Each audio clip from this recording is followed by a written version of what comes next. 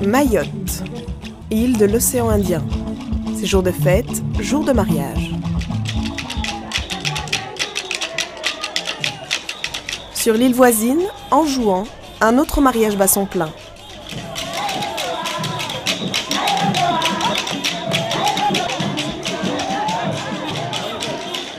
Les deux fêtes semblent analogues et pourtant, c'est bien plus que 80 km d'océan qui les séparent aujourd'hui. Ces femmes-ci sont comoriennes.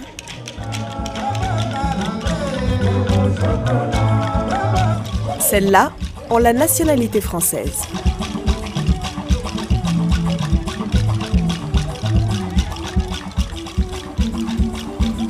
Ancienne colonie française nichée entre les côtes du Mozambique et Madagascar, l'archipel des Comores compte 4 îles. Le 22 décembre 1974, elle se prononce à 96% pour l'indépendance lors du référendum d'autodétermination. Dans les détails, il n'y a qu'à Mayotte où le nom l'emporte.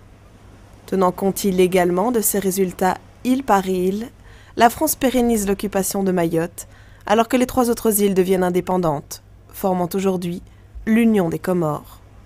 Un morcellement qui n'entravera pas au départ les déplacements naturels des Comoriens entre les îles. Mais 20 ans plus tard, une frontière invisible est érigée par le gouvernement Balladur. Pour passer des Comores à Mayotte, désormais, il faut un visa. C'est ici, à l'ambassade de France à Moroni, la capitale comorienne, que l'on peut l'obtenir. Depuis janvier 2009, un autre consulat s'est également ouvert sur l'île d'Anjouan. On a en moyenne 50-60 visiteurs par jour. On ne peut pas tous les recevoir, donc on est obligé d'établir des listes. Mais pour faire bref, disons qu'on délivre une trentaine de visas par jour. On a allégé énormément le dossier. Quand je suis arrivé, il y avait une quarantaine de pièces différentes à présenter. Voilà, on n'en est plus qu'à 4 documents. C'est très simple. Enfin, ça a été très simplifié. Simplifié et pourtant, les Comoriens se plaignent de la difficulté de se procurer le visa et du caractère étrangement aléatoire de la procédure. Les démarches d'Aladi n'auront jamais pu aboutir. Je lui demande que je peux aller là-bas pour aller visiter le Mayotte, comme ça. Et puis il m'a dit, non, le visa je ne peux pas te donner. C'est comme ça qu'il m'a dit. Avant de rentrer là-bas, il m'a dit comme ça, non, tu ne peux pas trouver le visa. Je lui dis pourquoi. Il ne m'expliquait rien. Il prend mon dossier, il écrit déjà dans mon dossier le visa. C'est non. Les conditions pour obtenir ce visa sont telles que beaucoup de gens encore, il ne faut se faire aucune illusion par rapport à l'importance des déplacements des gens. La population croissant dans les deux espaces, enfin, aussi bien dans les Comores indépendantes que sur Mayotte, c'est tellement de gens à gérer que c'est quelque chose qui relève du parcours de l'impossible. Donc on a l'impression que, mais en réalité, les gens continueront, à mon sens, à monter dans les barques parce qu'il y a beaucoup de raisons qui font que finalement, c'est la solution qui est encore la plus simple. Des barques appelées Kwassa Kwassa. Un voyage périlleux qui dure minimum 4 heures pour passer des Comores à Mayotte. L'occupation illégale de Mayotte par la France s'est vue condamnée à maintes reprises par l'ONU, qui a reconnu l'État indépendant comorien comme constitué de 4 îles. Selon le droit international, les Comoriens se rendant à Mayotte ne franchissent donc aucune frontière. L'île compte aujourd'hui 186 000 habitants, dont officiellement 40% de Comoriens, venus des 3 îles sœurs et principalement de l'île voisine d'Anjouan. Ces sans-papiers, considérés comme clandestins par l'administration française, n'ont ici plus aucun droit. À l'œil nu, difficile de voir qui a des papiers et qui n'en a pas. À la ville comme à la campagne, Comoriens et Mahorais vivent côte à côte.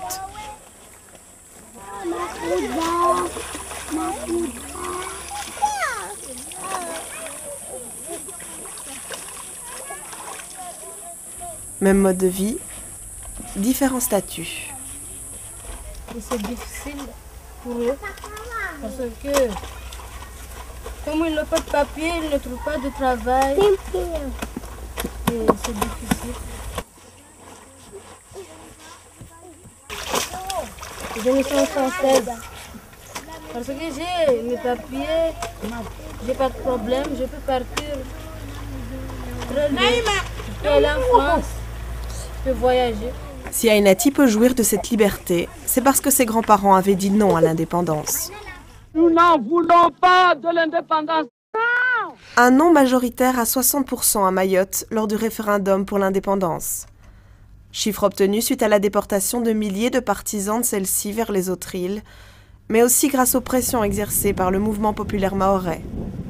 Habitant d'Aqua, où les milices pro-départementalistes étaient postées à l'entrée des bureaux de vote, Monsieur Kamaredine se souvient. Si vous êtes opposé, on vous chatouillait.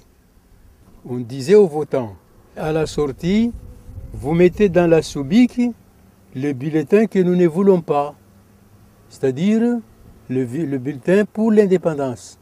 Ça implique qu'on a mis dans l'urne le bulletin pro-départementaliste. Voilà.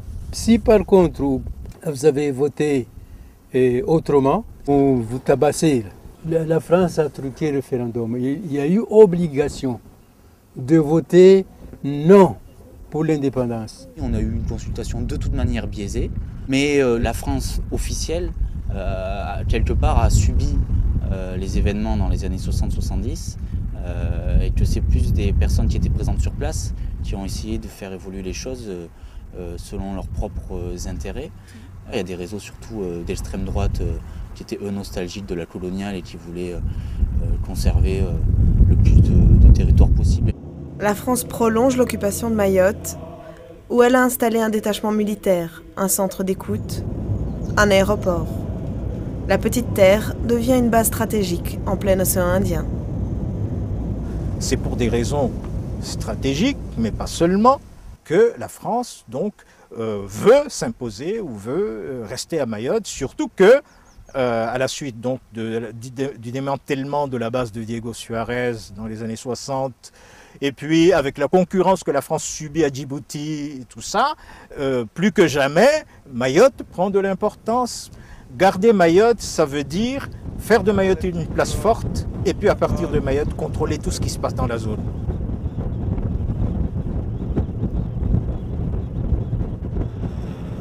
Devant les difficultés d'aller et venir, les Comoriens se stabilisent à Mayotte, où le PIB est aujourd'hui 10 fois supérieur à celui des Comores.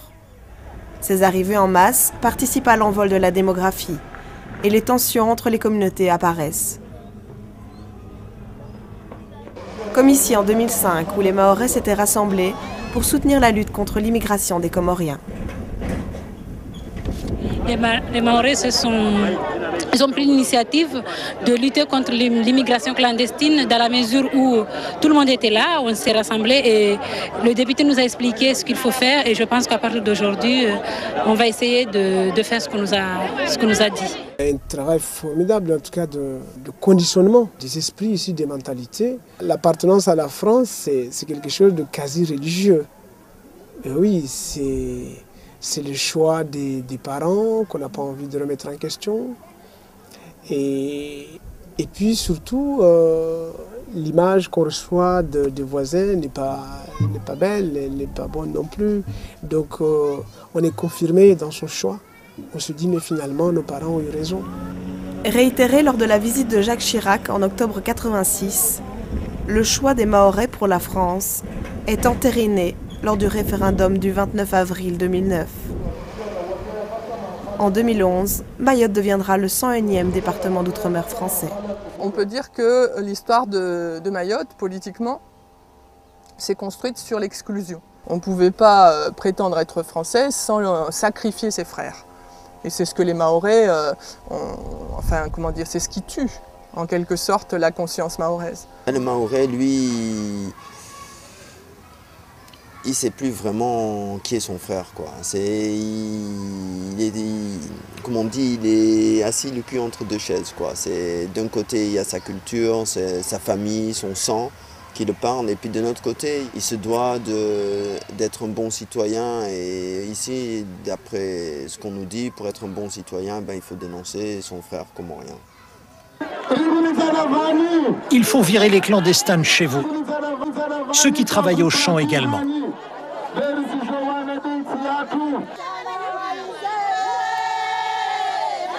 Vous avez effectivement des gens qui ne sont pas de même nationalité que nous, les Anjouanais, les Moëliens, les Grands Comoriens.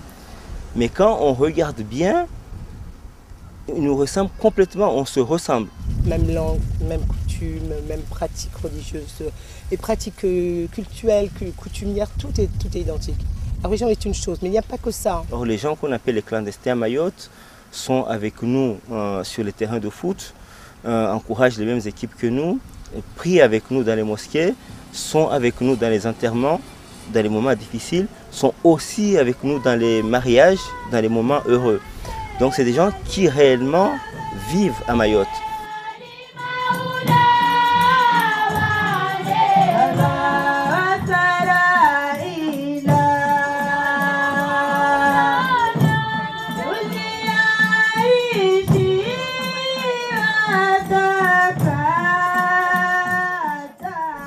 Alors moi j'entends les gens ici me dire que tout est différent ici, ça n'a rien à voir avec les autres îles. Je veux bien, mais je trouve quand même que les gens sont pas perdus quand ils sont entre eux. Ceux qui sont perdus sont plutôt les Mzungus, qui n'ont pas du tout les mêmes. Et puis les Maoris ne parlent pas la langue camembert, ils parlent plutôt la langue manioc, comme dans les autres îles. Paradoxalement, on dit les Maoris veulent chasser les Anjouanais, mais ils vivent ensemble. Finalement, ces tensions sont moins importantes que les tensions qu'on peut entreapercevoir entre les Maoris et ce qu'on appelle ici les Mzungus, c'est-à-dire les métropolitains, qui elles sont cachées mais qui sont omniprésentes. Les métropolitains et les Mahorais se croisent sans jamais se rencontrer. C'est la réalité aujourd'hui. Il y a un racisme qui est quasiment omniprésent. Si ça continue à être tu, parce que pour les besoins politiciens et pour des besoins médiatiques, on a besoin de faire croire que Mayotte, c'est magnifique et qu'il y a une mixité sociale formidable alors que c'est complètement faux. Si on continue à vouloir cacher tout ça, c'est clair que ça va exploser d'une manière ultra violente. Et de toute façon, on le voit chez les jeunes, il y a un ressentiment vis-à-vis de ces inégalités sociales qui sont des inégalités raciales ici. Et qu'un jour, ça va exploser.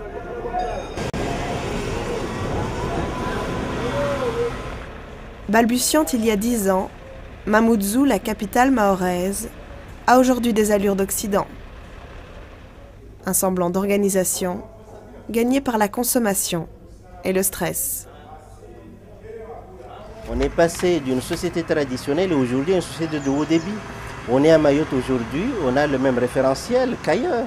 Les enfants de Mayotte, c'est la Wii aujourd'hui, c'est le haut débit aujourd'hui, et les gens sont impatients de recevoir le haut débit. Et lorsqu'ils allument Internet, que ça rame, les gens ne sont pas contents aussi. C'est devenu des bons Français râleurs aussi, ils veulent que tout arrive tout de suite. Donc on est passé d'une phase où les gens apprenaient à marcher à une phase où les gens aujourd'hui courent. Mais cette période s'est faite en très peu de temps. Très peu de temps qui auront suffi à modeler toute une génération de Mahorais à l'image de l'Occident. Détournés de leurs racines et de leurs traditions, ces jeunes se sentent avant tout français. On leur a toujours dit qu'ils étaient français, mais effectivement, ils ont toujours été français. Ils vont faire des études en France, ils ont été à l'école de la République, de moins en moins vont à l'école coranique, et en plus il y a les médias, il y a Internet, il y a la télé, donc quel est le modèle? C'est les États-Unis, c'est la France. Et ces jeunes-là, ils ont finalement très peu de raisons de se sentir comoriens. Ils sont complètement perdus, mais il n'y a pas que les jeunes, on est tous perdus, Chacun essaye de trouver son chemin, mais c'est vraiment difficile, quoi. On n'a plus de repères. Les jeunes à Mayotte, effectivement, ils n'ont aucune connaissance de ce qui se passe dans les autres îles. Ils sont nombreux à n'avoir jamais été dans les autres îles. Mais pourquoi est-ce qu'ils auraient envie d'aller dans les autres îles? Les Comoriens sont tellement dénigrés ici.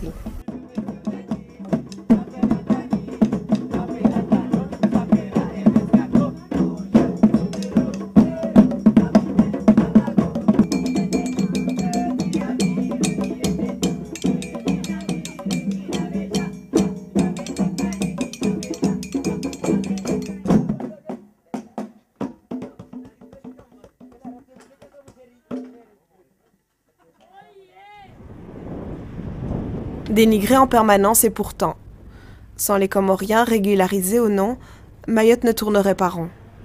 Ce sont eux qui s'occupent de nombreux secteurs, des secteurs où les Mahorais refusent de travailler aujourd'hui. et notamment la construction.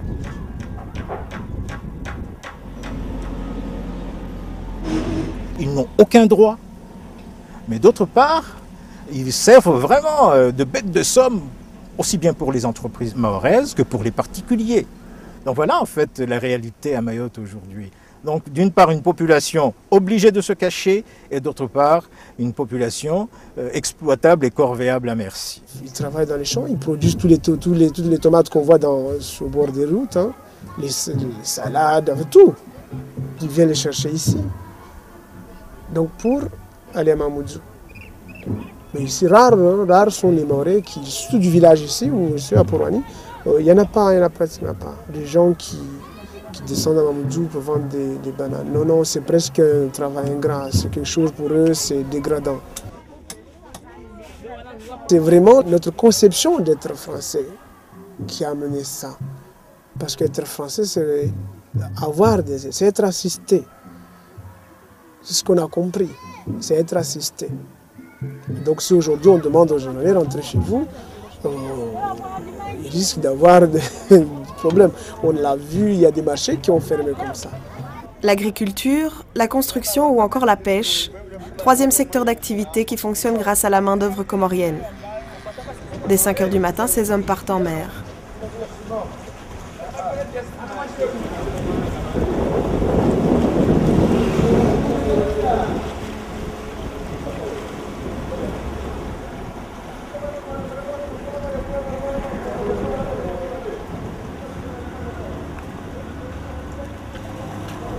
À cette période de l'année, ils parcourent près de 80 km pour trouver du poisson, pêchant alors jusqu'au large des côtes d'Anjouan.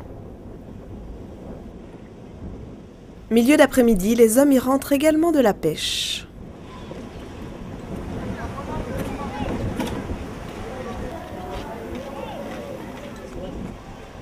Les Comores souffrent d'un taux de chômage très élevé. Pour les jeunes, les perspectives de trouver un emploi sont rares. Nombre d'entre eux rêvent de partir vers l'Eldorado occidental. Khaled n'a qu'une chose en tête, Mayotte. Strongo zanzuani zasavapa yani galère des lonzuani problème alors kavusi maisha mema kavusi yani mwae ya ushindo para amba udebrie ufanyazi be walio quoi. En fait, Tsironga vaut mieux de Mayotte, quoi. Pour ces jeunes-là, là-bas, il y a l'argent.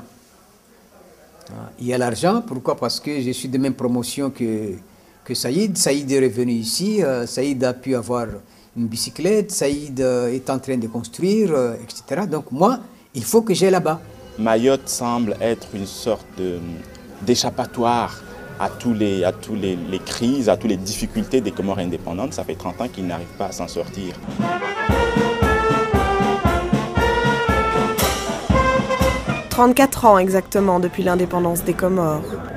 34 ans d'instabilité politique qui ont vu défiler une vingtaine de coups d'État. La plupart œuvrés par Bob Denard et ses mercenaires pour le compte des services secrets français. Déstabiliser le jeune État, voilà le meilleur moyen pour enlever toute envie à Mayotte de regagner le giron comorien.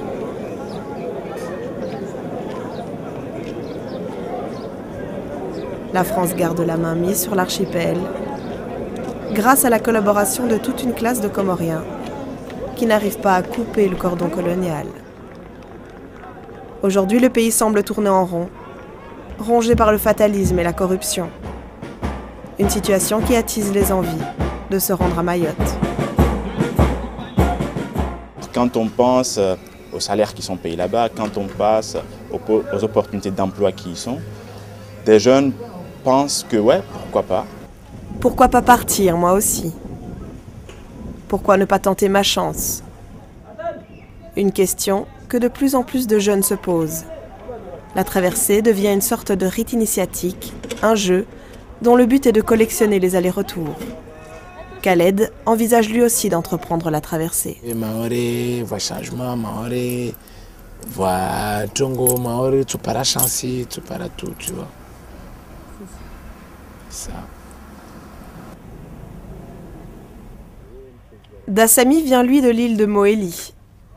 Intercepté en mer lors de son premier voyage, il lui en faudra un second pour atteindre enfin Mayotte, avant d'être arrêté à nouveau, en rue cette fois. De retour en Grande Comore depuis 1 an, il y rencontre de multiples difficultés.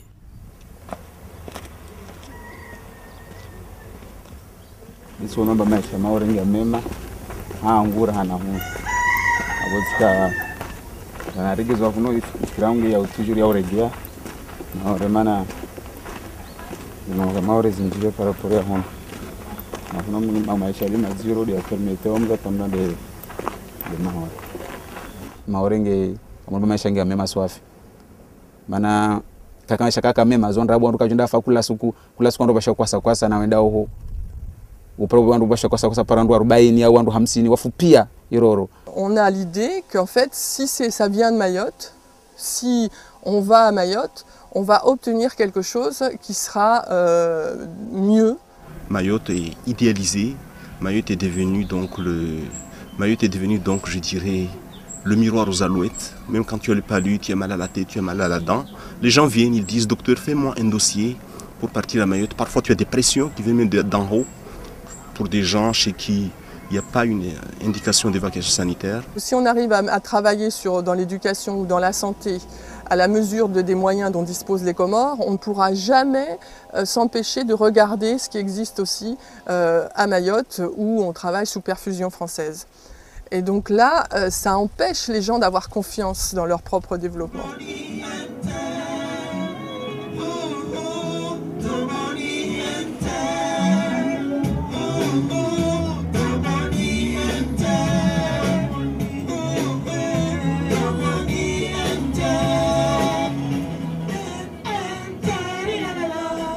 Mais d'où peut bien naître le fantasme mahorais? Radio Domoni Inter, en partenariat avec Radio France Internationale. Sahiba Bohamé Wariva, Mtsoujoua Mouhire 334 88 67 334 88 67. En fait de compte, c'est véhiculé aussi à travers les informations, à travers la télé.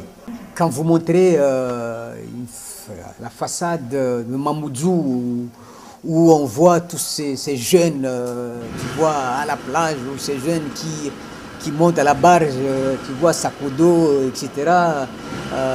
Les touristes qui viennent, comment dirais-je, les maisons, les rues propres, etc.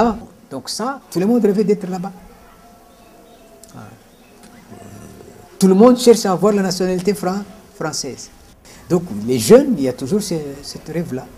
D'ici peu, Dassamy compte effectuer la traversée pour la 3e fois. Son voyage commencera ici, au départ de la capitale comorienne, Moroni.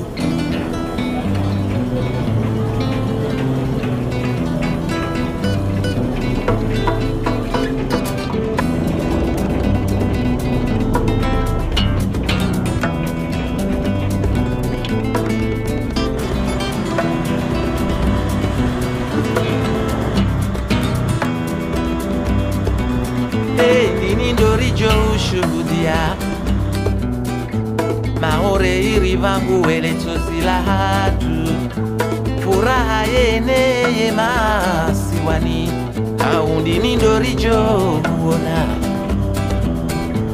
karakara ufe Afrika karakara ufe karakara ufe karakara ufe Afrika. De Grande Comore et Mohéli, il faut alors bifurquer vers Anjouan et rejoindre le sud de l'île.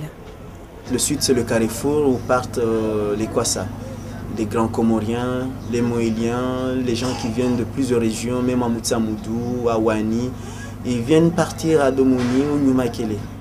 À Domoni, c'est de la baie de Djoumbi que partent la majorité des Kwassa, une fois la nuit tombée. Mais pour pouvoir s'embarquer, reste à trouver un passeur. Un des plus anciens de Domoni se fait surnommer Zebra.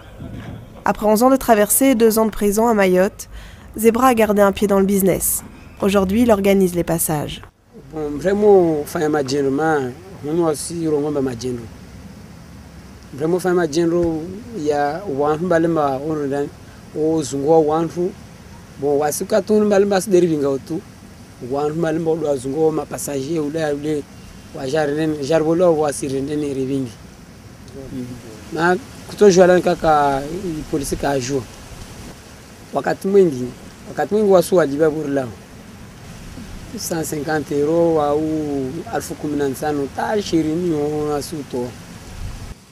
150 € pour corrompre la police comorienne qui profiterait du système, tout comme la police mahoraise. La police mahoraise est impliquée dedans parce qu'il y a des vedettes matriculées à Mayotte. Ils viennent carrément ici récupérer des gens, partir à Mayotte. J'ai jamais entendu une vedette mahoraise arrêtée en mer. Et ils viennent ici, ils viennent passer 3 jours en cherchant les candidats et ils partent. Et le pire, c'est qu'ils amènent aussi souvent de la drogue et d'autres choses. Et ces gens-là n'hésitent pas à envoyer vers les Comores des produits qui sont volés à Mayotte. Et que les passeurs qui font passer des gens vers Mayotte font aussi passer des produits volés de Mayotte vers les Comores indépendantes. Donc voilà pourquoi je dis que ça, quelque part, ça fonctionne comme des réseaux de banditisme. Le système ne va pas s'arrêter. En fait, de jour en jour, il crée. Parce que même si on a installé des radars partout à Mayotte, mais ici, les passeurs réfléchissent aussi. Et pour cause, il y a beaucoup d'argent à se faire. Aujourd'hui, une traversée vers Mayotte coûte entre 2 et 500 € par personne, selon le nombre de passagers embarqués. Une fois employés à Mayotte, les Comoriens envoient de l'argent à leur famille. Il y a beaucoup de gens à Anjouan qui ne vivent que de personnes installées à Mayotte. Il ne faut pas nier ça, il y a des espaces à Tsembéou, dans toute la cuvette, vraiment il y a beaucoup de constructions qui sont dues au déplacement des gens de Tsembéou vers Mayotte. Donc il y a ce réinvestissement, on ne peut pas dire que c'est négligeable. Au final, c'est contre-productif parce qu'on se satisfait de ça, on se satisfait du minimum vital et du coup on ne fait rien pour se sortir de la situation dans laquelle on est. Donc au final, c'est dramatique.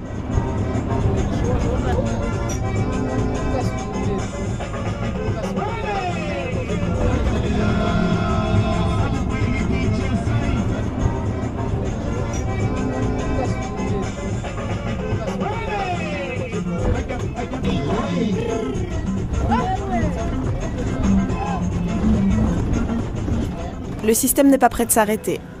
Aujourd'hui, il s'est développé à tous les niveaux. Certains y prennent part, d'autres travaillent en marge de celui-ci. Comme pour construire ces barques. Premier fabricant des Comores, Sondi emploie une dizaine de personnes. Son entreprise fonctionne à plein régime.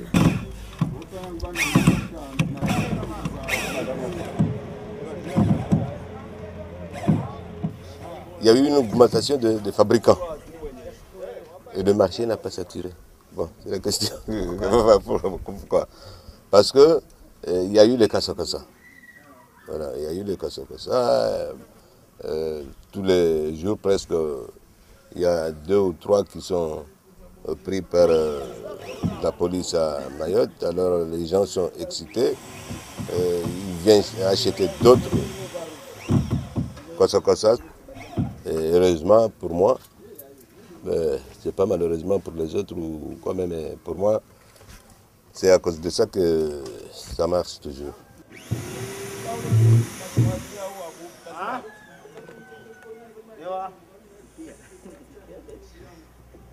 C'est pour combien de personnes ce genre d'embarcation? Normalement c'est pour 6 personnes, c'est pour 600 kilos. Hein?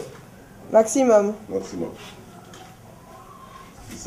600 kilos maximum, et pourtant sur le départ, c'est 20, 30, parfois 40 personnes qui sont embarquées. Certains passeurs chargent également des moutons ou des bovins. Achetés 500 € aux Comores, ils les revendront jusqu'à 2000 € à Mayotte. Les Kwassa-Kwassa prennent la mer surchargée d'hommes, de femmes et d'enfants et font très souvent naufrage.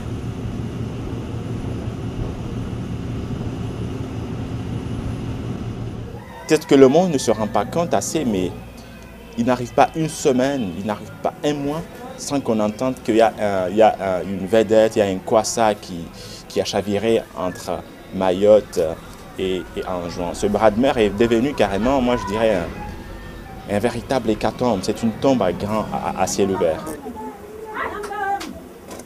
On estime à 6 000 le nombre de personnes disparues en mer depuis 1995. Parmi elles, le fils de Touarati, un jeune passeur de 17 ans. Kakana solusengina kakana ntongowa kuzungwa kamwe pesa de vavo. Be wanatsapo parao ha itambu para pesa zile ukakiri rivulishia. Okona mbahulwa kupara pesa bere mwazia hunu mwato jo somota para pesa yombali. Ishikodzo shikia ratufanya jeje. Aux quatre reines,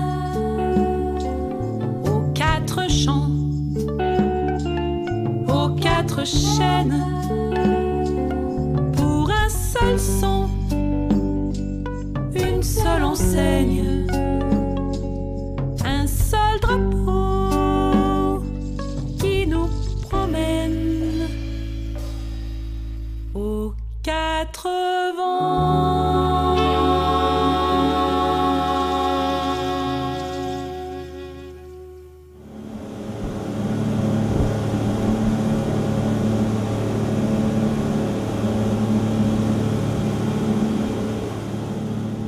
Quatre policiers dont un mahorais pour dialoguer avec les Comoriens s'il y a interception de Kwassa-Kwassa. Guidée par les 4 radars que compte l'île, la brigade marine de la police aux frontières est présente en mer 22 heures sur 24.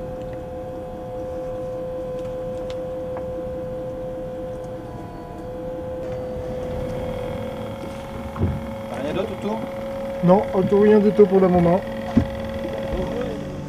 Cette nuit, la PAF rentrera bredouille. Un cas finalement peu habituel alors qu'au cours des 6 derniers mois, 129 barques ont été arrêtées, soit 154 passeurs et près de 3000 passagers. Certains ont réussi à se frayer un chemin, passant entre les mailles du filet.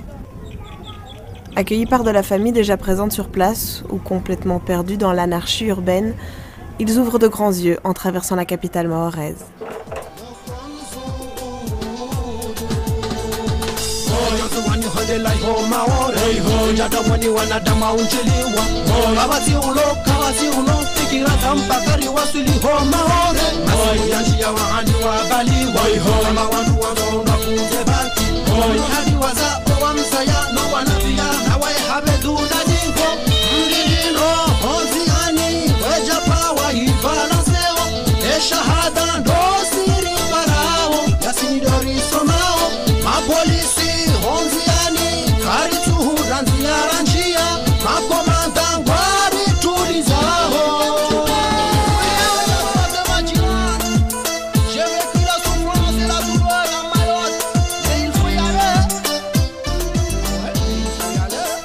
Mais très vite, les Comoriens vont déchanter.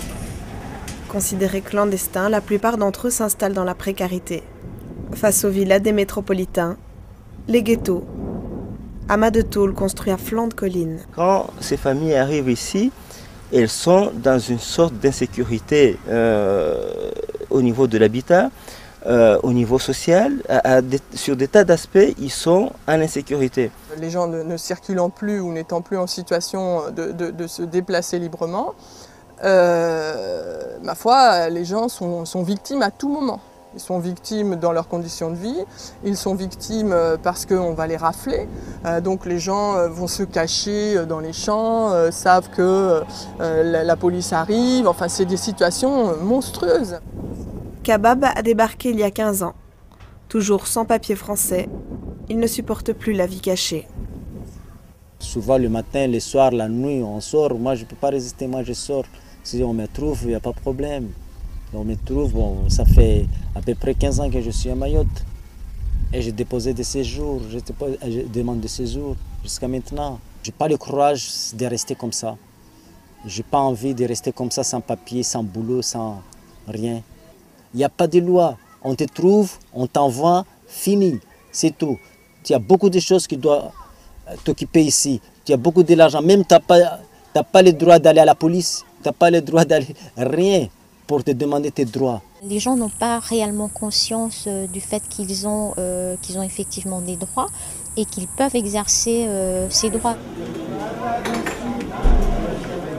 Au cœur de Mamoudzou, une association se bat pour informer et faire respecter les droits des Comoriens.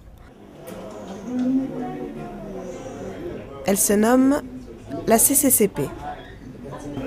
Une équipe de bénévoles aide les Comoriens à remplir leurs demandes de régularisation. Des avocats sont également là pour traiter les dossiers. Un certificat. Après 15 ans de démarches infructueuses, Ahamada a obtenu la nationalité française.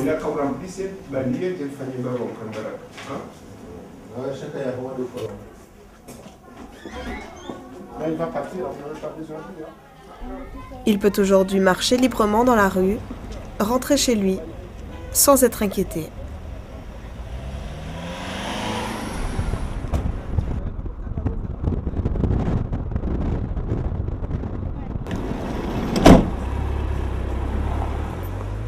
Jusque-là, Ahamada a vécu de petits boulots ou a travaillé dans les champs. Quand je cherche des papiers, il faut que je fasse du travail pour travail clandestin pour gagner de l'argent pour nourrir mes enfants. Et ça, c'est mon champ.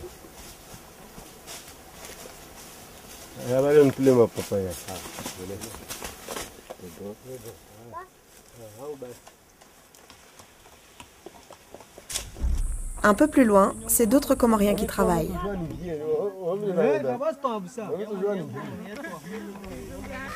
Dès l'aube, ils quittent le village pour se cacher dans les champs et ne rentreront qu'au coucher du soleil. Surnommé Bouboudou, ce paysan regrette d'avoir un jour quitté Anjouan. Arnensini vani yon simba lizoso halwa musha malavuni vani tvingu natani vani na mshe wangu no wana rzama rja malavuni vani jer rzama matalir malavuni vani rdungo hambio malavuni lanana itambu kamba desir paronsi vani borom ta hendra hao. Mais comment rentrer sans perdre la face, sans décevoir toute la famille restée aux Comores, faire demi-tour et retraverser dans l'autre sens n'est pas toujours simple.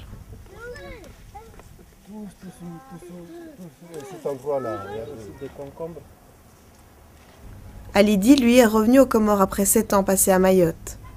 Un choix qu'il ne regrette pas. J'ai cru que si j'aille à Mayotte, peut-être j'aurais une situation favorable par rapport ici, mais j'ai vu que c'était le contraire.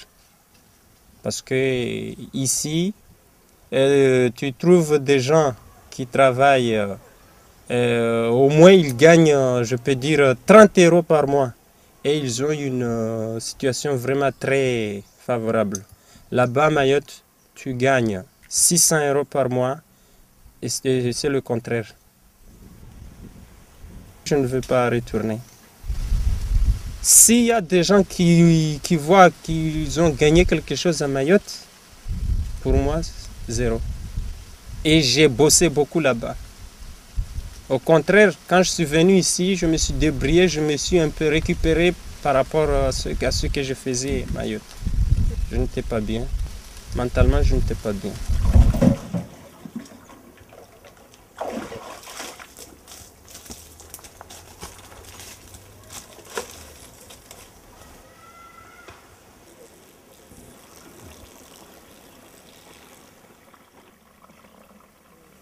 Ses papiers sous le bras, Ahamada, lui, est serein.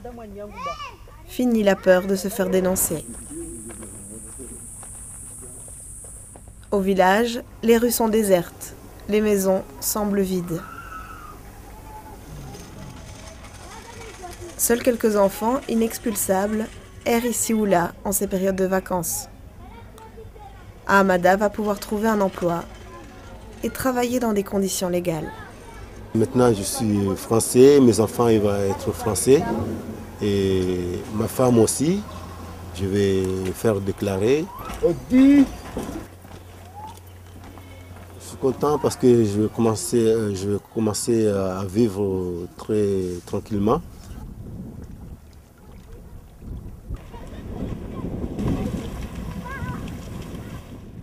Une tranquillité qu'ils sont peu à goûter. Quelque part dans la ville, jour après jour, Salima reste enfermée par peur de l'expulsion. Sans papier français, elle est à Mayotte depuis quelques années déjà.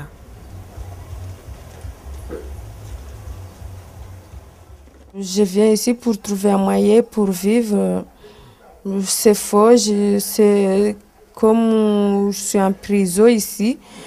J'ai fermé toute la journée, sans sortir, sans travail, sans rien, parce que la police est circulée tout le temps, et même rentrer dans la maison. En fait, les gens vivent ici parce que les circonstances les y contraignent, parce qu'ils ont trouvé l'opportunité d'y avoir de l'argent. Mais le fond de leur cœur, c'est dans l'espace social, c'est dans la famille, c'est dans les traditions, l'accomplissement d'un certain nombre de rites. Et il y a une douleur, quoi, en fait, à ne pas pouvoir faire tout ça. Ma famille manque beaucoup, beaucoup, beaucoup. Et mes enfants aussi. Dès qu'elle peut, Salima envoie un peu d'argent, de fournitures ou de vêtements à sa famille aux Comores.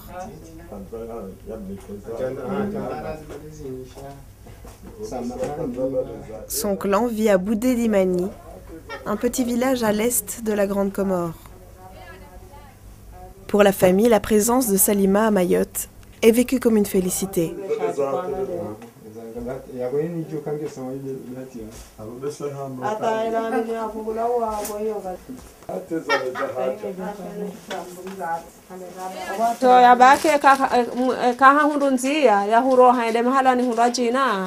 Nga njo chiviwa hamaswa la Réunion France en France sailejo kanjema sha kartun ranzia ya hidaibu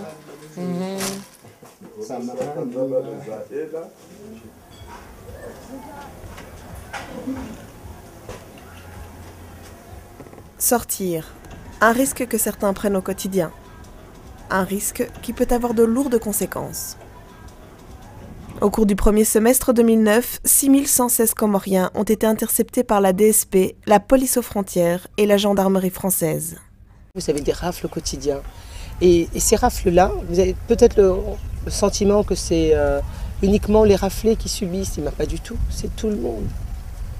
C'est tout le monde parce que c'est une déconsidération de l'homme que d'accepter de le traiter comme un animal. C'est des situations monstrueuses, absolument insupportables. On suit un car, les gens sont menottés, les gens se mettent à courir, enfin c'est des chasses à l'homme, quoi. Donc ça c'est devenu une monstruosité.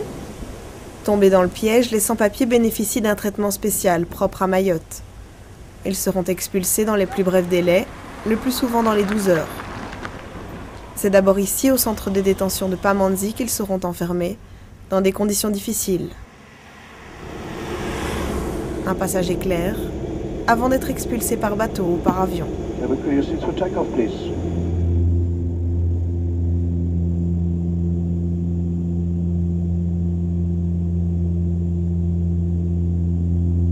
De Mayotte, les passagers sont acheminés vers les Comores. Un retour à la case départ pour certains, une totale découverte pour d'autres, encore sous le choc. Après 20 ans passés à Mayotte, Steve a été arraché de sa famille et violemment renvoyé aux Comores, qu'il n'avait connu qu'au berceau. Aujourd'hui, il exprime sa colère via le slam. Au nom de l'Indien océan, de notre mer, de notre terre, tu rejoindras tes sœurs. Pourquoi marginalises-tu les tiens? T'es contaminé par le virus de l'Occident. T'as glorifié la colonisation et la dépendance. Alors ne traite pas tes sœurs de mendiantes. Elles au moins sont indépendantes, donc dignes d'estime. Alors je te dirai, Mayotte, Tchawa, avant que ton rêve devienne cauchemardesque. Moi je pense que c'est surtout après le visa Balladur où les choses se sont basculées. Parce qu'avant, je me souviens, beaucoup de gens ne s'intéressaient pas du tout à aller se fixer à Mayotte. Les gens venaient faire des affaires, venaient voir de la famille et repartaient aussi vite. Donc il me semble qu'il y a quand même une réflexion également à mener par rapport à la facilité de la circulation des personnes au niveau des îles, parce que il me semble, moi, que rendre plus facile la circulation pourrait peut-être diminuer le flux de migrants.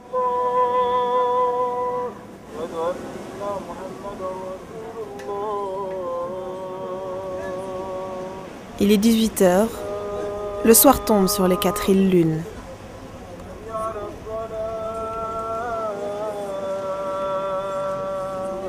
À la mosquée de Mamoudzou, à Mayotte, se déroule une réunion un peu particulière.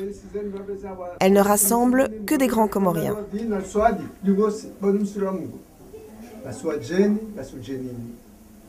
Non, au départ, certains non, c'est-à-dire il faut l'origine. L'origine, les grands Comoriens sont des gens qui aiment voyager. Ça fait partie de notre tradition. Les grands Comoriens, c'est quel que soit à Mayotte, depuis longtemps on est allé à Zanzibar, à Madagascar, tout. Ça c'est notre, ça fait partie de notre vie.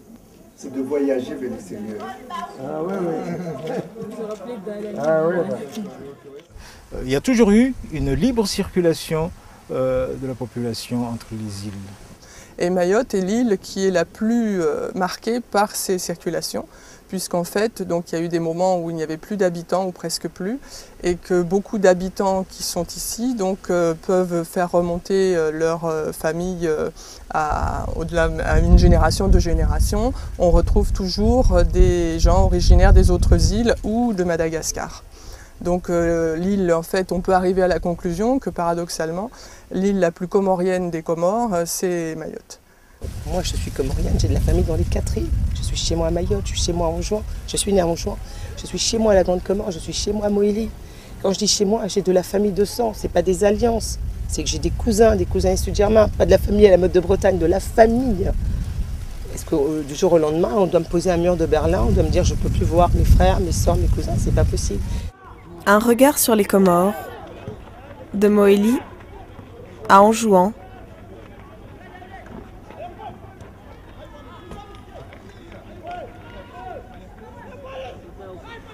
à Grande Comore,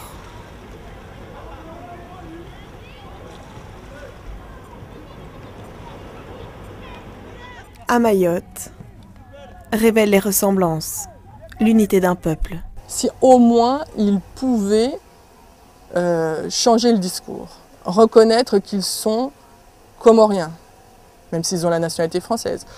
Quand on est hors discours officiel, tout le monde le dit. Tout le monde le dit, mais oui, on est comoriens, Fatima. Et tant qu'on n'arrivera pas à cette parole juste sur soi, tant qu'on restera dans l'idée de la maorité, c'est-à-dire qu'on voudra constituer une identité sur cette aliénation, on va à la faillite. Parce qu'on va fabriquer des êtres qui seront en difficulté d'être et pas en difficulté de consommer. Ça va venir en plus, parce que bien évidemment, de toute façon, le département n'est pas non plus ce qu'on croit. Mais au fond, le premier problème, c'est cette difficulté d'être.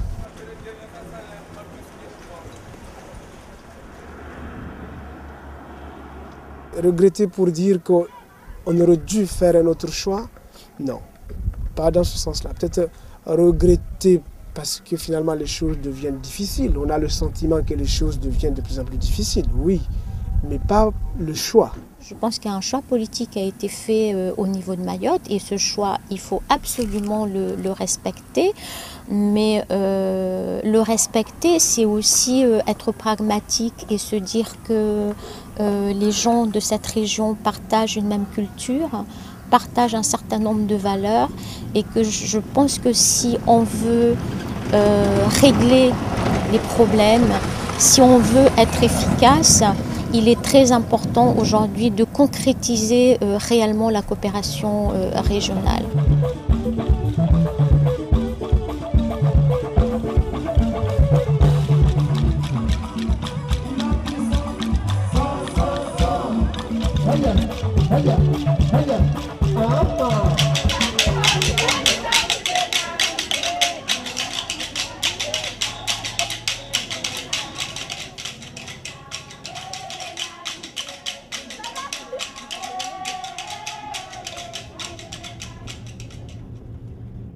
Il y a le mot île. Il y a le mot île. Il y a le mot île. Il y a le mot dérive. Il y a le mot île à la dérive. Il y a le mot mémoire. Il y a le mot mémoire. Il y a le mot recoller. Il y a le mot mémoire à recoller. Il y a le mot archipel. Il y a le mot archipel. Il y a le mot construire. Il y a le mot archipel à reconstruire.